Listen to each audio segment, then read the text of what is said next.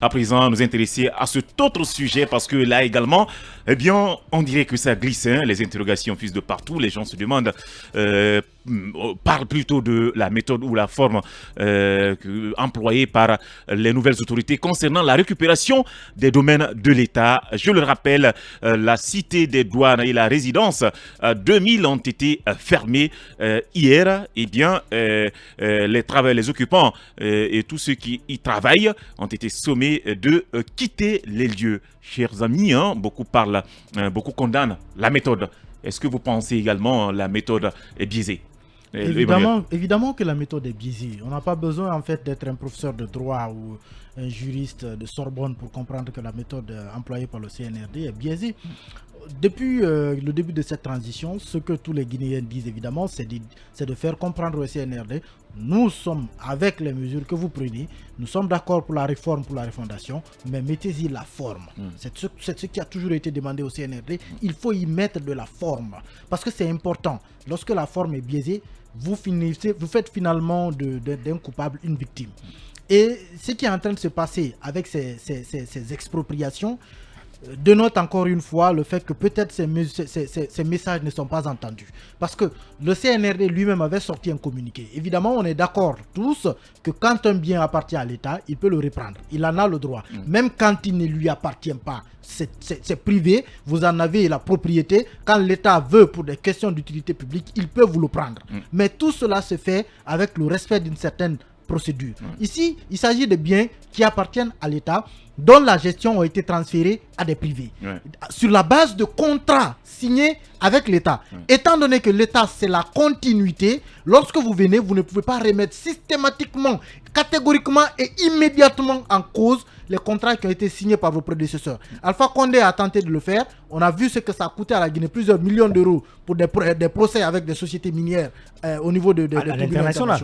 Donc, il faut respecter la procédure. Ces gestionnaires ont des contrats établis avec l'État, des contrats d'exploitation. Le CNRD les a reçus parce qu'on a vu un communiqué dans lequel ils ont dit qu'ils ont reçu les gestionnaires de ces établissements et qu'ils leur ont donné jusqu'au 10 février un délai pour rendre ou transférer la gestion de ces biens à l'État. C'est normal. Seulement, première chose, le 10 février n'est pas arrivé, ils sont venus fermer les locaux. C'est une violation de leur propre engagement. Parce que le communiqué qu'ils ont sorti disait le 10 février, si vous venez sortir des gens avant l'engagement que vous avez pris devant le peuple de Guinée passé, ce communiqué vous l'avez lu pour que les Guinéens l'entendent, pour que les Guinéens soient témoins.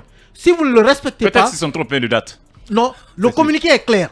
Jusqu'au 10 février. D'abord, on considérait que ce délai était trop court pour qu'on puisse procéder à ce transfert. Mais en plus, on n'attend pas que le 10 arrive. On vient mettre les gens à la porte. Comme si, je me demande, même quelqu'un qui a un retard de loyer, c'est pas de cette manière-là qu'on le met dehors. 3 mois, Il y a une violation. Il y a une violation de la forme. Ce n'est pas normal qu'on le fasse comme ça. Et il faut qu'on prenne en compte l'aspect selon lequel l'État est un phénomène continuel. Il faut prendre en compte les engagements que les gens ont avec vos prédécesseurs, parce qu'on a même, après le coup d'État, ils ont rassuré la communauté minière, les investisseurs miniers, pour leur dire qu'ils ne vont pas toucher au contrat, ils ne vont pas empêcher la sortie du bauxite. Ça veut dire qu'ils assument les contrats qui ont été signés avant eux. Et ça doit être la même chose sur toute la ligne. Il faut qu'on mette une forme de légalité. La refondation de l'État doit se faire dans le respect de la loi. Parce que l'État que nous voulons construire est un État de droit, est un État de justice, est un État qui respecte les libertés de tous. Bien. Alpha, est-ce qu'on avait même besoin de demander aux occupants de quitter les lieux? L'État pouvait tout simplement continuer à gérer. La gestion devrait revenir à l'État. Et les personnes qui sont là restent en attendant qu'on règle les documents. Bon, peut-être qu'il fallait régler les documents parce que quand même, quand les contrats sont signés, les avantages peut-être de l'État, je ne sais pas trop quel est le contenu, mais peut-être que ça peut amener l'État à chercher à revoir un peu la nature des contrats, la façon dont ça a été signé, puisque ça ne profiterait pas à l'État. Maintenant, comme l'a dit Emmanuel, en droit, comme on le dit très souvent, et la forme commande le fond. Donc, si vous passez à côté de la forme, et tout le reste, pratiquement, ça n'a pas de sens, quoi. Donc, on l'a remarqué pratiquement depuis ces dernières années. Et à chaque fois que l'État guinéen a signé des contrats avec des particuliers, avec des entreprises, et qu'il y a un changement, automatiquement, on tombe à bras raccourcis sur certains pour carrément leur faire subir des injustices. Donc le plus souvent, les gens sont victimes. Donc c'est ce qu'il faut éviter. On a dit que la justice sert à la boussole, alors qu'on se sert vraiment de la justice dans le sens propre du terme, et de la justice avec grand J, pour justement pouvoir aller en tout cas de façon méthodique.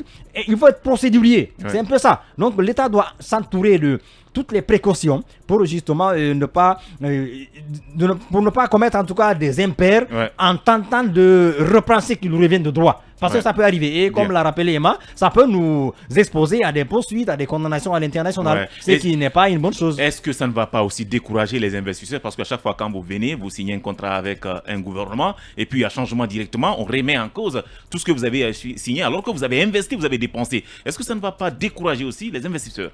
C'est tout à fait réel, hein. Ça peut décourager les investisseurs. Vous savez, l'investisseur, il a deux problèmes. Il a un problème de sécurité. Il a besoin que son investissement soit sécurisé dans un environnement propice, lui permettant justement de faire des profits au maximum. D'accord? S'il est dans un environnement miné par l'insécurité, tout de suite, il se décourage, il prend son argent, il s'en va là. D'accord? Alors, l'investisseur, il a besoin de la notion de sécurité, mais au-delà, faire profit. Pour revenir à cette question lancinante que vous venez de poser, moi, j'ai un problème avec les gouvernants de ce pays. Mais pourquoi est-ce qu'on aime se foutre du Guinéen? Pourquoi on considère aujourd'hui le Guinéen comme s'il n'était pas de ce pays la terre de ses ancêtres?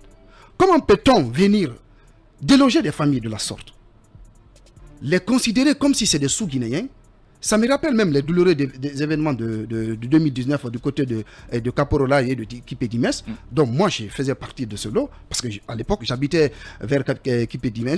Alors, on nous a déguerpis comme, excusez-moi du terme, comme des sous-Guinéens, comme des sauvages. Je déplore cela. L'État a l'obligation de respecter le citoyen que nous sommes. L'État a l'obligation de préserver nos droits et l'État a l'obligation de nous protéger. Si on veut, comme le dit le patrimoine bâti public, on veut récupérer des domaines publics de l'État, il est important d'aller avec la méthode. Tout le monde a dénoncé cette méthode, le fait d'aller vers ces citoyens, les déloger, alors que vous avez fixé une date qui n'est même pas arrivée. Ça, c'est un premier aspect. Le second aspect, moi, je voudrais quand même dire aux Guinéens aussi que le patrimoine bâti de l'État, ce n'est pas une propriété privée. À un moment donné, vous ne pouvez pas occuper des fonctions de l'État. L'État vous donne cette chance d'occuper des biens lui appartenant, des édifices, des immeubles, et vous transformez cela comme étant votre propre propriété. Cela me renvoie à l'aspect économique de cette question de patrimoine bâti public, en me fondant sur une étude relative à la situation du patrimoine bâti public qui date de 2012. À l'époque, c'est Moustapha Naïté qui était directeur général du patrimoine. Oui, on n'est plus par le temps, vous allez revenir sur ça dans la deuxième partie. Merci à vous, on va observer une pause. Je reviens juste après. Et sur ce sujet concernant la récupération des biens de l'État, vous développez, allez-y rapidement. On va aller rapidement, le temps nous talonne bien évidemment. Alors je le disais qu'il y a le cadre juridique qu'il faut respecter, mais il y a aussi le cadre relatif à l'aspect économique. Je vais m'apaisantir sur cela. Lorsque le ministre Moustapha Naïté était aux affaires, c'est-à-dire au patrimoine bâti public en 2012, il y a eu un inventaire qui avait été patrimoine bâti Moustapha Naïté. Oui, il a été directeur général du patrimoine bâti avant d'être ministre de la jeunesse et par après ministre des travaux publics, si je ne m'abuse. Alors, l'inventaire a répertorié 27 000 biens, comprenant des biens et des terrains nus. D'accord? Alors, selon toujours cette étude, il faut dire que la gestion efficiente du patrimoine bâti public est le travail de la direction du patrimoine bâti public. D'accord?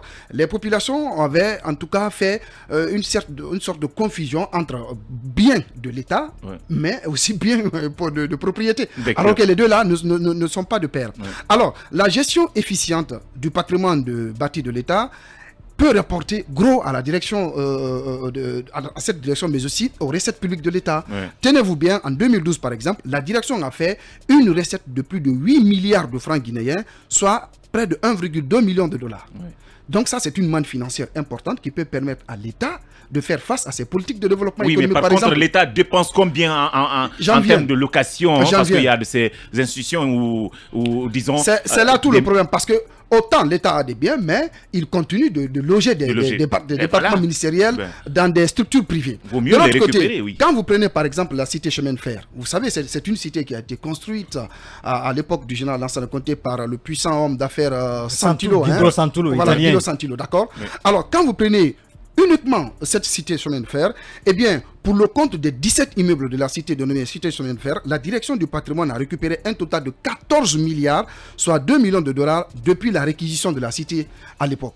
Vous savez, il y a eu beaucoup de bruit autour de la récupération de cette cité. Oui. Cela veut dire quoi? Entre guillemets, je dis bien entre guillemets, le patrimoine bâti public, c'est comme si c'était une sorte de régie financière de l'État. Parce qu'en gérant bien ce patrimoine, l'État engrange des revenus. Ça rapporte de l'argent. Voilà, ça permet à l'État de faire Bien. face à ses objectifs de développement. Donc aujourd'hui, il est important que la nouvelle direction qui est là puisse, n'est-ce pas, mener la démarche de récupération de ces biens avec tact, en respectant la dignité humaine, la dignité du Guinéen, parce que le Guinéen est trop bafoué dans ses droits. Je pense que cela doit cesser. Et de l'autre côté, faire en sorte que le cadre juridique puisse se greffer au cadre économique. Bien. Parce qu'au fond, cela permet d'engranger des revenus. Merci beaucoup à vous, Boyi. Monsieur Économie de FIM FM.